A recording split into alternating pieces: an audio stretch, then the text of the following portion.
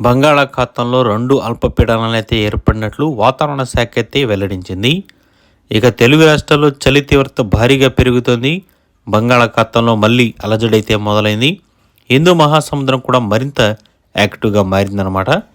ఇక ఇవాళ ఏపీ, తెలంగాణలో వాతావరణం ఎలా ఉంటుందో ఒకసారి తెలుసుకుందాం. ఎవడైనా ఇస్తే లైక్ చేయండి. ఆగ్నేయ బంగాళాఖాతంలో ఒక అల్పపీడనం కొనసాగుతుండగా మరో అల్పపీడనం ఉత్తర తమిళనాడుపై ఉంది. ఇక బంగాళాఖాతంలో ఉన్న అల్పపీడనం క్రమంగా వాయువ్య దిశగా కదులుతూ తమిళనాడు, ఆంధ్రప్రదేశ్ వైపే వచ్చేలా ఉన్నట్లు, ఈ పరిస్థితుల్లో 12, 13 తేదీలో తమిళనాడు, పుదుచ్చేరిలో భారీ వర్షాలు కురిసే అవకాశం ఉందని వాతావరణ శాఖ అంచనా వేసింది. ఇక శాటిలైట్ అంచనా ప్రకారం తెలుగు రాష్ట్రాల్లో రోజంతా కూడా కొంచెం వాతావరణం మనకి పొడిగా ఉంటుందని, మేఘాలు తక్కువగానే ఉంటాయని, పగటి వేళ ఎండ వాతావరణం ఉంటుందని, రాత్రి చలింత మరీ పెరిగే అవకాశం ఉందని ఐఎండీ తెలిపింది. గాలి వేగం కూడా పెరుగుతుంది. గంటకు 35 నుంచి 50 కిలోమీటర్ల వేగంతో గాలులు వీస్తాయని, ఏపీలో గంటకు 16 కిలోమీటర్లు, తెలంగాణలో గంటకు 13 కిలోమీటర్ల వేగంతో గాలులు వీస్తాయని, ప్రయాణాలు చేసేవారు అప్రమత్తంగా ఉండాలని భారత వాతావరణ కేంద్రం వెల్లడించింది.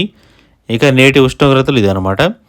ఇక తెలంగాణ, ఏపీలో ఉష్ణోగ్రతలు చూసినట్లయితే పగటి వేళ తెలంగాణలో 20 డిగ్రీలు, ఏపీలో 29 డిగ్రీలు నమోదైంది. రాత్రి వేళలో తెలంగాణలో మనకి ఉష్ణోగ్రతలు అనేవి భారీగా పడిపోయాయి.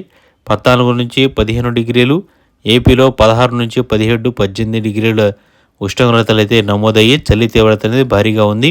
అటవీ ప్రాంతాల ఏజెన్సీల్లో మాత్రం చలి తీవ్రత మరీ ఎక్కువగా ఉందని ఐఎండీ అయితే తెలిపిందనమాట. సో ఇలా వాతావరణంలో పలు కీలక మార్పులు అయితే చోటు చేసుకోబోతున్నాయి.